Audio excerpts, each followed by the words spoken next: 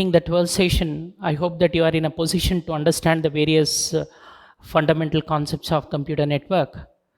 Now, in the session number 13 that we are going to discuss in detail about multiplexing and various spread spectrum and how these multiplexing will work and what are the various factorization is concerned about a multiplexing, that all the details we will deal in this particular session. And I just have a small suggestion that please make a note that in a multiplexing there are the many questions they may ask you, especially in the examination point of view is concerned. No, in fact, that last session that I have clearly indicated that how multiplexing helps us to understand the various n number of channelization into coherently transmit. And these coherently transmitted waves can be transferred again with the help of demultiplexing. Multiplexing one way to handle the various concepts, and demultiplexing is handled one way of concept of multiplexed data into the originality of a frequencies or the channel of a frequencies. Well, I'll just move on to what is a mixed data.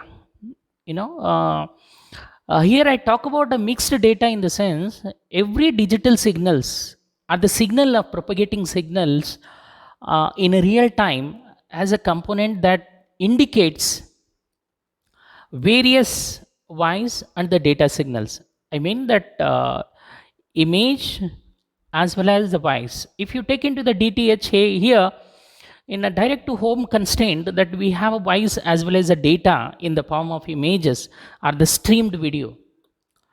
And here, this is called the mixed data. Mixed data is not only propagate with only the voice signals, it also propagate in the form of a data. That's how that we called as a mixed data. Now, in the 24 channel, when we used it, so this means that these channels will reciprocately handle the different mixed data in a realistic approach, right?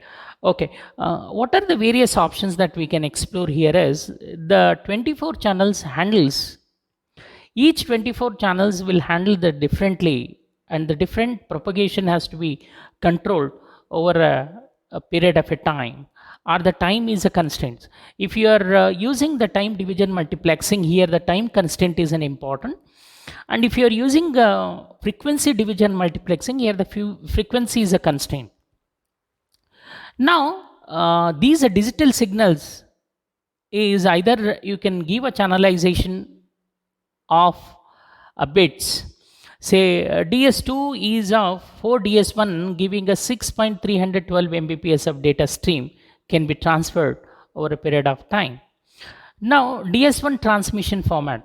How exactly the DS1 transmission format looks like? This is a simple way to handle our representative data. So if you look into it, here 193 bits of data. Let us assume that channel 1 and the channel 2. Channel 1 consists of 1 to 8 bits of a parity, and channel 2 consists of again 1 to 8 bit. Now, overall in a 193 bits of transmission, there is a channel 1, 2 till the channel 24 being accommodated within the span of transmission, say 125 microseconds. And each channel has a respective microsecond. Say for example here, channel 2 consumes a time of transmission, say 5.18 microsecond to transmit over a network. So if you look into another factors of it here, so we'll identify, say the first bit is a framing bit. The first bit is framing bit used for synchronization. Please remember that every bit of synchronized frame is initiated for transmission. That is called the flag start and the stop bits. Now, voice channels consist of 8-bit PCM used on the 5-6 frames. Now, many of we know that how the PCM will functions, which I have already explained in the previous sessions of it. Now, another 7-bit of PCM used on every 6th frame.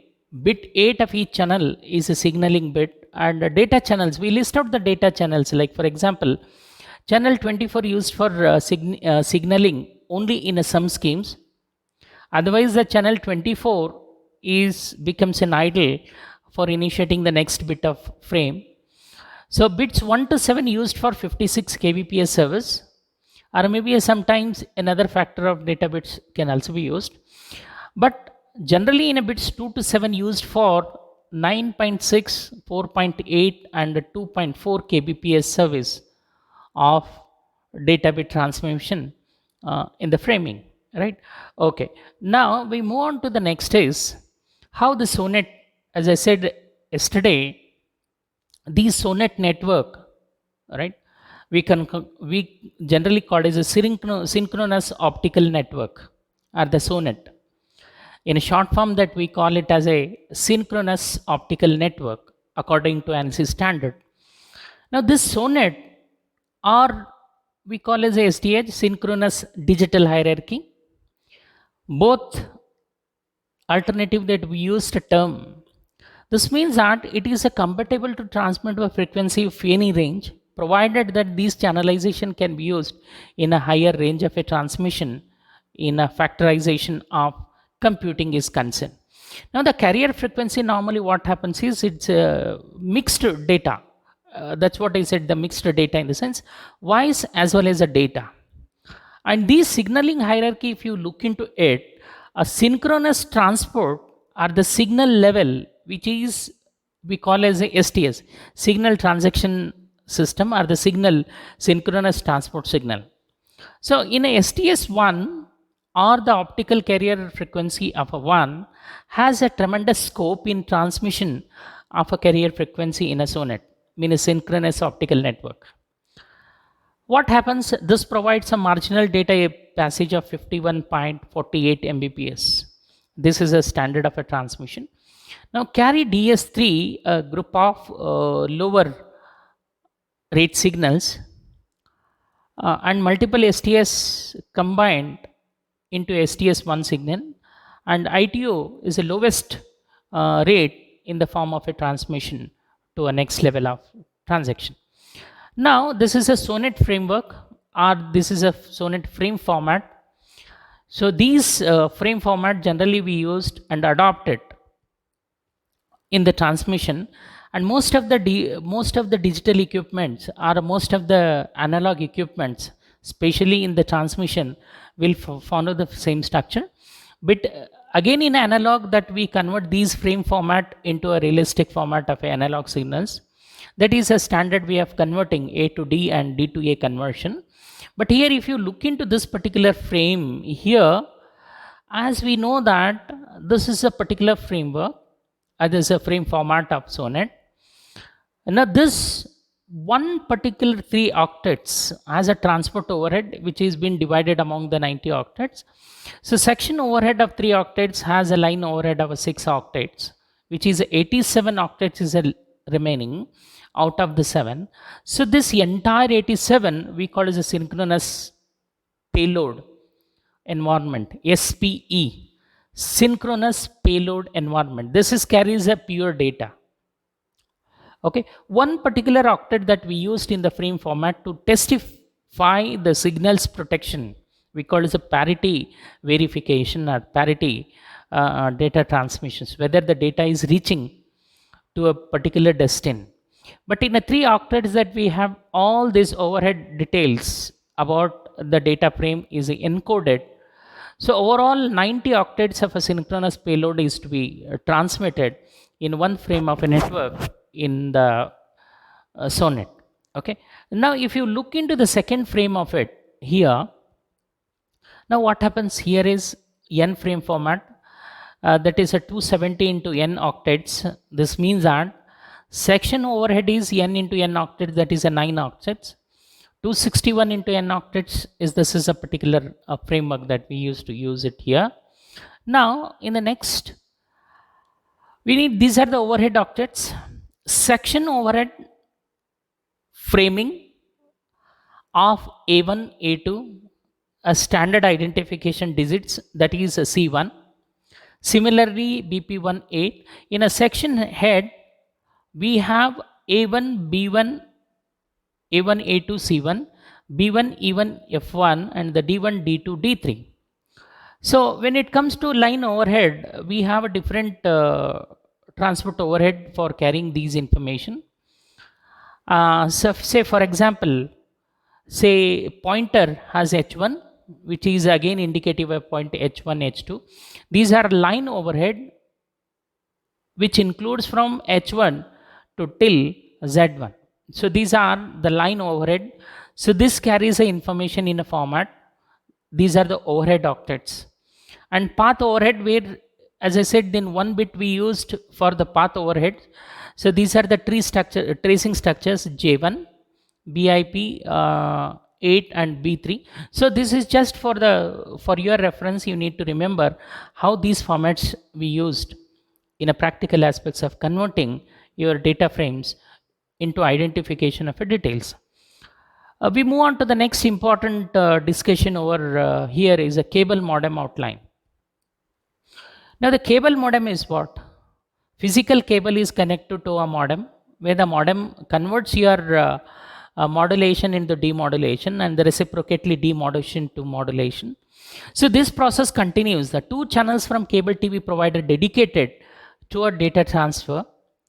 So data transmission in the form of modulated, and again when it receives to another end here, the received data can be again demodulated to receive the original data. This process will continue and keeps on interacting. One each direction should be transmitted. That's how the cable modem will work. And each channel shared by the number of subscribers. This subscriber has a scheme needed to allocate capacity. And here we use a statistical TDM. So what do you mean by the statistical? Statistical is a process of noting how many number of frames that is been arrived, what is the time of arrival. All these are details of data to be maintained and recorded. So that is called the statistics. Means how these important factors are associated in the form of real stuff. Now these statistical process will be engrossed in the statistical TDM. Now the cable modem operations downstream and an upstream. In the downstream, cable scheduler delivers the data in a small packets, and these small packets in real time is delivered. If more than one subscriber active, each gets a fraction of downstream capacity. Say for example, if you have a n number of subscribers, so n units of a data stream is been allocated, and at least each subscriber will get a chance to get through a modem. So this is a possibility of many get 500 kbps to 1 Mbps of data, and it also used to allocate an upstream time to slots to a subscriber. What is an upstream?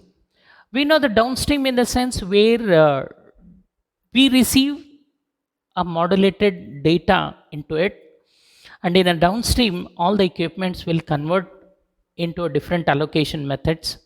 In upstream, where you are going to upload your data to a channelization of data stream, so where your data stream will begin with an upstream.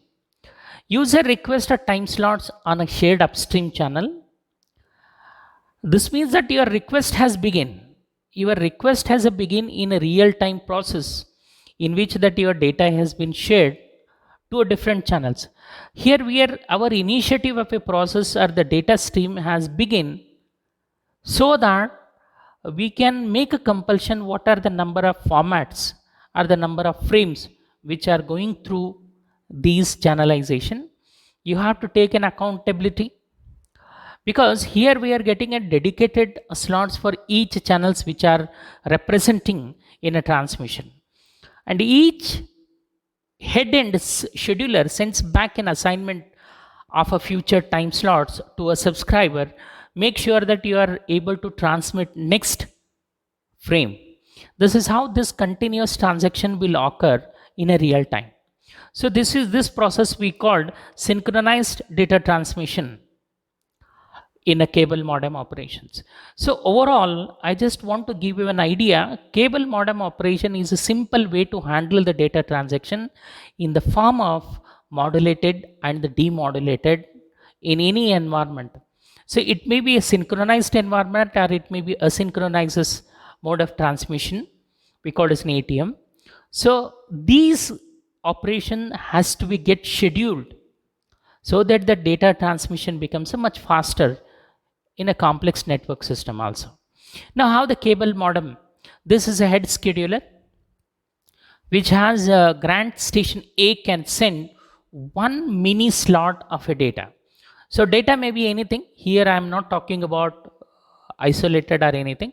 It should be maybe a mixed data, and these mixed data has to be data for a station X which has a two set of a packets, and it grants a station B can send 2 minute slots of data. Okay, now from a 1 mini slot to 2 mini slots where the data for station Y has to be reached. So here we 1 mini slots, second mini slots. Now this will follow the routes of a transmission in cable modem. In the receiving end, where the data from station X is coming in, and once the data is coming in, your head hand scheduler will analyze it first. That's where exactly your statistical recordings is an important. Here nobody wants and nobody compromise the data which we received cannot resend unless we analyze them and what is the need for receiving end.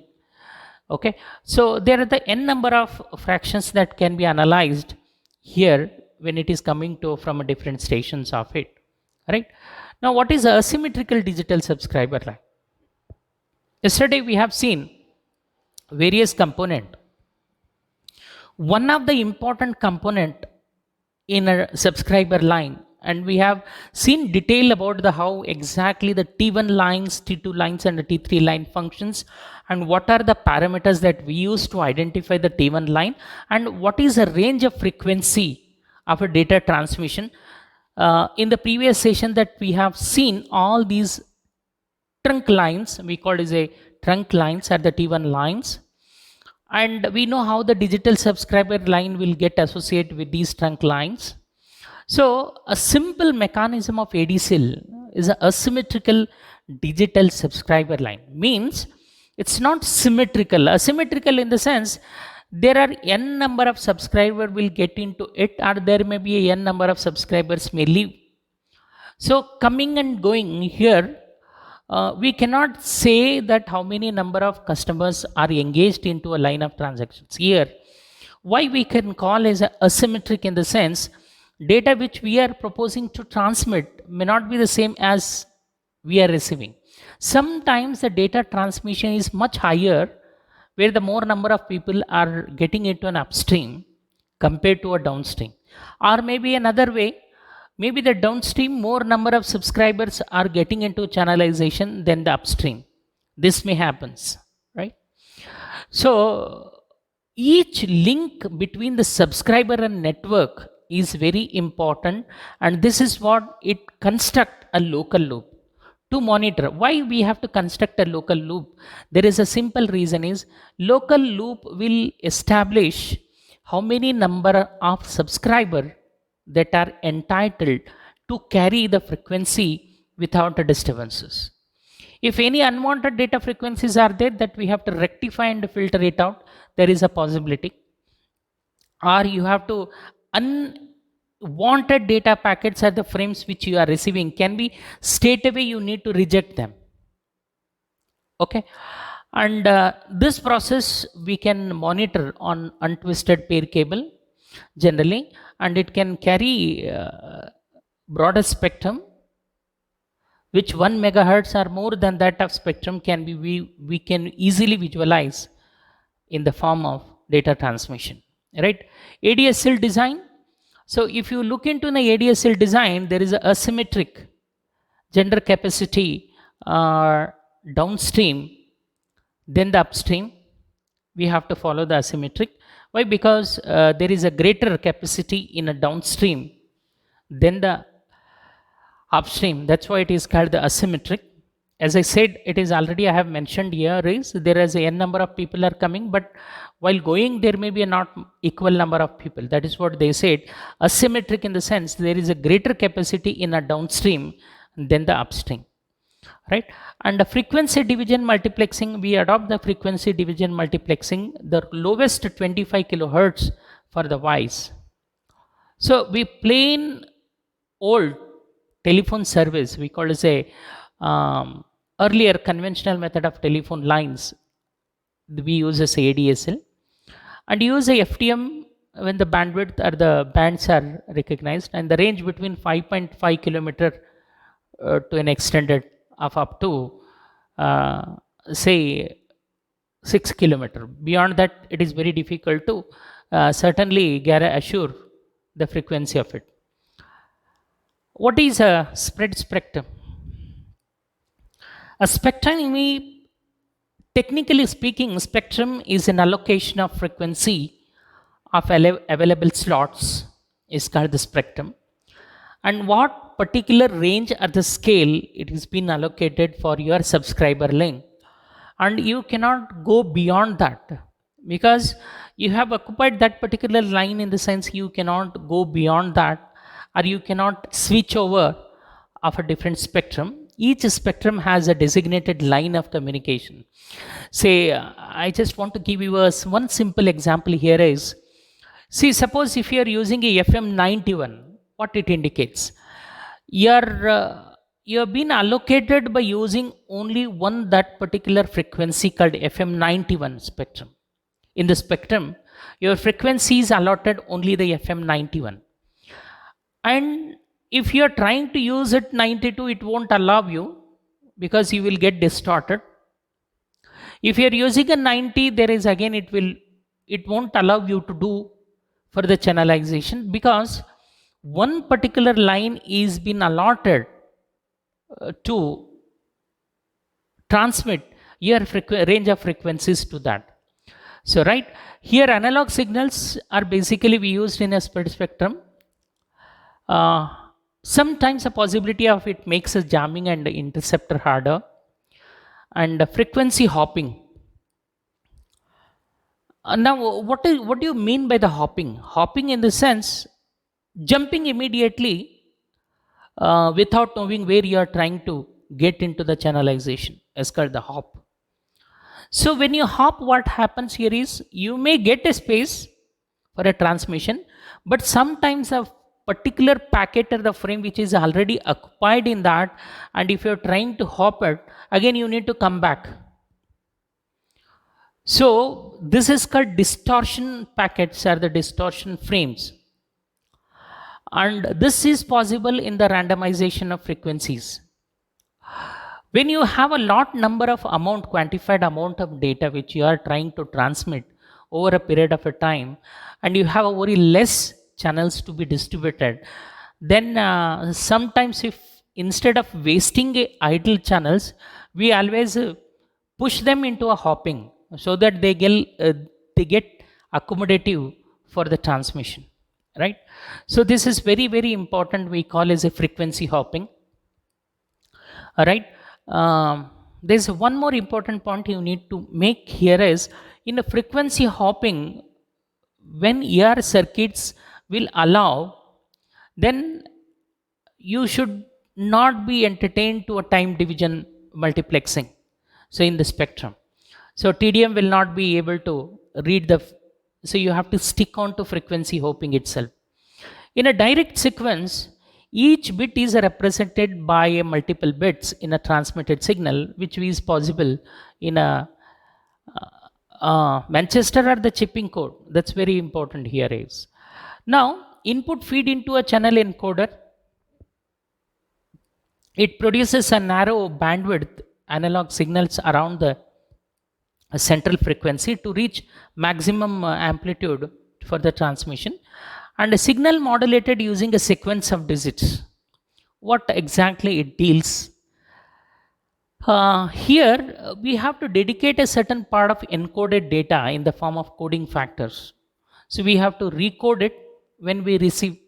So this is a process in which it follows, but it should be followed in the order of a sequences. If any encoded data is not followed the sequences, difficult to read at the end. Please remember this point. It is very difficult to remember, but please remember this point. Whenever we are spreading a code in an order to transmit in a signal modulated sequences of digits, we have to follow the sequences. Is a very important, and typically are generated by a pseudo noise or the pseudo drum. We can call it as a pseudo random number generated. Here, what happens here is when it generated by a pseudo noise, this means there are some unwanted typical digits at the frames which are arriving, and how do we rectify them? These are the unwanted in the sequences, because those unwanted can also be coded. But when we realize that these unwanted code has been coded and the sequence has to be followed, then you have to apply the Manchester coding method, that any unwanted packets which are passing through the spectrum intentionally, you have to use a separate code for them so that we can filter it out in the later stage of it. And it encourages a bandwidth significantly. This is a very, very important here. As we know, the bandwidth is a passage in which that almost all the carrier frequencies will travel. If you are, again I am repeating, if higher the bandwidth, so more number of frequencies can be carry forwarded to the receiver. And here also we use the same coding methods to transmit in the real time of transmission. Right, this is a general mode of our spread spectrum. Here look into these devices. Input data is forwarded to a channel encoder, and in other way this channel encoder will be modulated, and within that modulator we are using a spread code method we call as a pseudo noise generator, because before we modulate, if any unwanted things are generated, we can filter it out before transmission. Okay, now that we use a channel to transmit, and once the channel's been transmitted, we use a demodulator. Okay, and after the demodulation also we need to use a pseudo noise generator so that we can filter out the noise frames, and the channel decoder will decode and will get an output data. This is a simple cycle in the general model of a spread spectrum, right? So in the next slide that we are going to discuss what are the gain. We call it as a impedance gain or the gain of association. Here the immunity from various noise and multipart distortion can be assigned, and it will leads to jamming. So jam in the sense, when your data paths are completely utilized by your unwanted noise, then it will create a distortion. See, we always needs a clarity in a data packets, or the clarity in a data, so that we can receive what exactly we are intended to transmit. If it consists of more amount of distorted data, then we cannot able to differentiate what is a originality of a data and what is a non-originality of a data. That is a very, very important in the frame of transaction system. Okay, and several users can share the same higher bandwidth with a little interface. This is a very important here.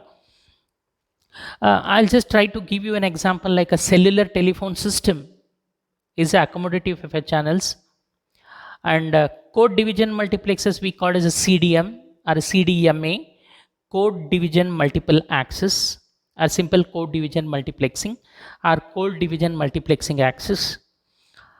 This is a very, very important technology that we used, and most of the mobile revolution started with the help of CDMA, right? What are the basic operations? Here typically there is a 2 carrier frequency forming a second channels. We can call it as a 2 amount of a K channels, and channel spacing corresponds with the bandwidth of input, and each channel used for the fixed interval. say 300 microseconds in according to IEEE standard of 802.1.11 allocation of a protocol system, and some number of bits transmitted using some encoding scheme, and its sequence is dictated by spreading code is a very important here. Now we move on to a slide number 17 in the session. Here is frequency hopping spread. As I said, how exactly it works in the transmitter. So I just try to give you, your binary data has a modulator FSK or BPSSK. I mean frequency shift keying method or another method of it. So this FHS has a frequency synthesizer and a pseudo noise bit passing through a channel table, and band pass filter. There's an about some frequency where you are not able to trace out, this particular unit can be used it, and passing to a spectrum signal. This is a simple frequency hopping spread spectrum in the transmission line. Okay, now this is another frequency hopping in the receiver side. Again the spectrum will receive the signals, follow the same technique of FH, we called as a FH spreader, followed by sequence synthesizer, and same bandpass filter we use, demodulation, and use the binary data. So this is a very simple, as we used in a transmission, we use a slow and a fast frequency hopping system. What do you mean by the slow and fast? Here the frequency shifted every t1 seconds has to be measurable. This quantity is a very important, because here instead of completely transmitted and taken added is a time consuming process. Instead of that, every t1 seconds if you take an accountability of how much distorted data is coming in, then easily we can filter instead of later stages. That is one important thing. And the duration of signal element is ts seconds. Slow FHS has, I'll tell you, slow FHS has tc greater than or equal to ts. Okay, and what is a transmission signal hopping or the controlled signal hopping? Fast FHS has a tc less than 2 ts. Generally fast FHS given an improved performance in the noise or jamming purpose, right? Okay, we move on to the next important. This is a slow frequency hop spread spectrum using this thing. So to understand this, you need to look into the pattern of data frames, okay, with respect to frequency and the time. When you analyze this thing, then you can understand how these symbols are represented in the transmission of a spread spectrum, right? So we move on to the next important. This is a direct sequence spread spectrum transmitter. So this means that here same thing, whatever we are using a modulation and demodulation, instead of that we are using a spreader, and here pseudo noise bit will be analyzed and bypass them into the spreader instead of channelizing or synthesizing. So we are avoiding the synthesizer because we have already know that pseudo noise bit sources we generated can be filter it out and passing to it, right? Okay, now we move on to the next important, another important discussion over here is direct sequence spread spectrum using this representation. This is a graphical representation. If you look into this, how the square wave in the transmission of carrier frequency over analog format will implement, and this is the best example to indicate through a graphical representation. If you look into in all these things, you can understand, right? So this is a approximate, I said that this is approximate, say approximate channelization. Now see, I'll just move on to this thing. This is before we, this is approximate spectrum of TSS signal. So this signal, it has some parameters. For example, signal energy of in between D1 to a 1 is a spectrum of data signal, and don't go in depth about it, just understand this is a representation. I'm just trying to give you to move on. This is a code division multiple access. We know how the FDM will work. Similar to that, even CDM will work. Here the multiplexing technique used with a spread spectrum means code can be divided among the channels. In case one channel is not engaged of a transmission, we can accommodate for another people subscriber line to it. That's how you can accommodate many number of subscriber in the CDMA. Okay, and it starts with the data signal rate D with the cellular bit data rate and break each unit in a compromise. This is like a code for A, code for B. That's what the code division means. We are dividing them into channelization of it, code for C and so on. Right, this is a CDMA example how we need to accommodate them in a real time. So for processing, and this is a CDMA explanation.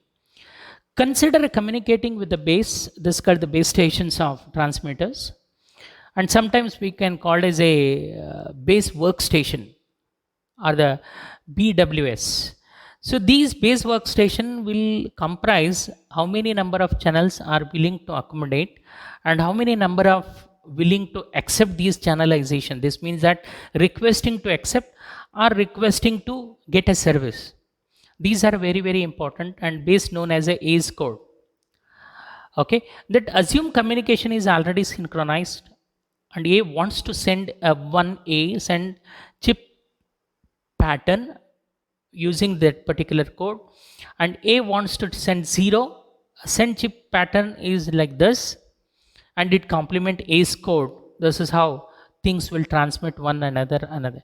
So this decode ignores another sources when using A's code to a decode. This is the orthogonal codes we uses in the real time, right? So the difference between CDMA for discrete values, n user each using a different orthogonal pin sequences, and each modulated each user has a data stream of it using this process of understanding in the real time. Okay, this is a CDMA in a DSS environment. This slide will give you an idea of representation of how the noise level can be identified into the real time. Okay, don't give it is just a representation of it. This is a channel. This diagram represent the 7 channel of CDMA encoding and the decoding patterns of a data stream. All right, I'm just going to stop the session over here. So far we completed unit 1. We will see in the next unit. So this entire 13 session I have completed from the unit 1 to unit 13. Hope you people have enjoyed the sessions. In case if any doubts are there, please refer some text material or send it to my mail ID. So gswami@gmail.com. So I can able to find out so relevancy of sessions here. Okay, make sure that you are enjoying the sessions. We will see in the next session of computer net